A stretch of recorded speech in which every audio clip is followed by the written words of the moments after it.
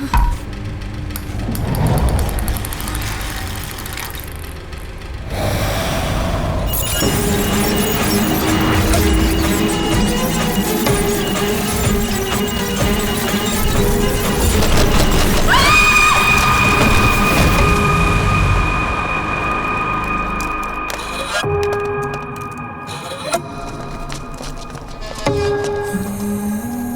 up.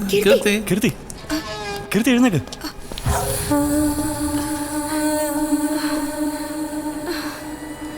Are you okay now?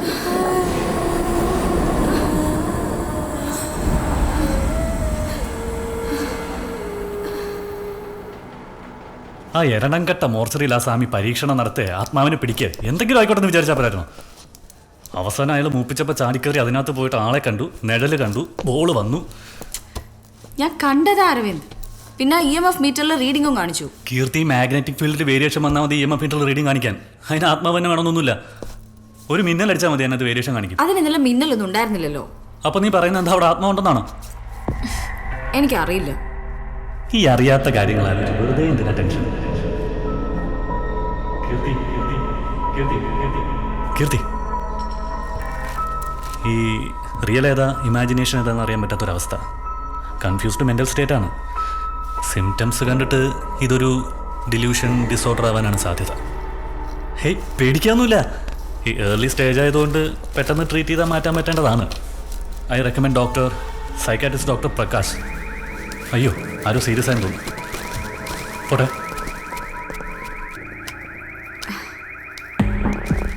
ഇതൊരു tar barrel അല്ല, it's a bitumen primer barrel. Construction സൈറ്റ്സിലാണ് ഈ compound mostly use ചെയ്യാറുള്ളത് for water proofing, concrete priming etcetera. ഈ ബാരലിന്റെ outer സർഫസിൽ കാണുന്ന markings, batch number, manufacturing date and the manufacturer's name. Aquaro chemicals, a Japanese company. കമ്പനിയെ contact ചെയ്തപ്പോൾ ഇന്ത്യയിലേക്ക് അയച്ച ബാച്ചാണെന്ന് അവർ വെരിഫൈ ചെയ്തിട്ടുണ്ട്. ആർക്ക്? സീനിയർ മാനേജ്മെന്റ് അപ്രൂവൽ കിട്ടിയാൽ മാത്രമേ കമ്പനി ഇമ്പോർട്ടഡ് ഡീറ്റെയിൽസ് പ്രൊവൈഡ് ചെയ്യൂ. I'm following up. Sir, national crime reports ബ്യൂറോയുടെ data പ്രകാരം 2018 വരെ ഇന്ത്യയിൽ നിന്നും കാണാതായിട്ടുള്ളത് 3 ലക്ഷത്തിലധികം പേരാണ്. അതിൽ 50,000-ഓളം സ്ത്രീകളാണ്. അവരിൽ ഓൾമോസ്റ്റ് 70% 18-നും 30-നും ഇടയിലുള്ളവർ. സർ, ഈ ഡാറ്റ ഒന്ന് ഫിൽട്ടർ ചെയ്തെടുത്താൽ may be we can. Sai, this is A tourist destination. ഇന്ത്യക്ക് അകത്തും പുറത്തുനിന്നും ലക്ഷങ്ങളാണ് ഓരോ വർഷം വന്നു പോകുന്നത്. അതിൽ കൊല്ലപ്പെട്ടത് കേരളത്തിലെ പെൺകുട്ടിയാണെന്ന് എങ്ങനെ ഉറപ്പിക്കാൻ കഴിയും? കഴിയില്ല സാർ. മാത്രമല്ല, ഹൗസ് ബോട്ട് ടൂറിസത്തിന്റെ മറവിൽ വലിയൊരു സെക്സ് റാക്കറ്റാണ് ഇവിടെ നടക്കുന്നത്. രാജ്യത്തിന്റെ പല ഭാഗത്തു നിന്നും ആയിരക്കണക്കിന് പെണ്ണുങ്ങളെ കൊണ്ടുവരുന്നുണ്ട്. അതിൽ പലർക്കും ID കാർഡ് പോലും ഇല്ല. അൺഫോർച്ചുനേറ്റ്ലി ഈ സെക്സ് റാക്കറ്റ്സിനെതിരെ ഗവൺമെന്റ് ഒന്നും ചെയ്യാറില്ല. മീഡിയ ആണെങ്കിൽ ഒരു അക്ഷരം ഉണ്ടാറില്ല. നമ്മളായിട്ടൊരു ആക്ഷൻ എടുക്കാറുമില്ല. എങ്ങനെ ആക്ഷൻ എടുക്കും സാർ? ടൂറിസത്തിനെ വളരെ വലിയ രീതിയിൽ ഡിപ്പെൻഡ് ചെയ്യുന്ന ഒരു സ്റ്റേറ്റ് ആണ് നമ്മുടേത്. മറ്റേതിക്കറി കൈവച്ചാൽ വരുമാനം കുറയും. അതാണോ സത്യം ഇവിടുത്തെ കൺസേൺ? അല്ല സാർ, പക്ഷെ പറയാനുള്ളത് പറഞ്ഞല്ലേ വെക്കൂ. ഇതിന്റെ ഒന്നും ആവശ്യമില്ലായിരുന്നു സാർ. ആ കിട്ടിയ ഫിംഗർ പ്രിന്റ് ആധാറുമായിട്ട് മാച്ച് ചെയ്ത് നോക്കിയിരുന്നെങ്കിൽ ചത്തവളയോ കൊന്നവനെയോ ആരെങ്കിലും നമുക്ക് കിട്ടിയാനെ. പക്ഷെ പറ്റില്ലല്ലോ. ആധാർ ആക്ട് എന്തിനാണോ എന്തോ ഇങ്ങനെ നിയമം ഉണ്ടാക്കി വെച്ചിരിക്കുന്നത്. ഇവിടുത്തെ സിസ്റ്റമേ ശരിയല്ല സാർ. ശരിയുള്ള എന്തെങ്കിലും കാര്യമുണ്ടോ എനിക്ക് പറയാം. സായി, എന്റെ ഒരു ഒറ്റ ഉറപ്പിന്മേല മിനിസ്റ്ററി കേസ് തന്നെ ഏൽപ്പിച്ചത്. Don't prove me wrong. Sir, we are on the move.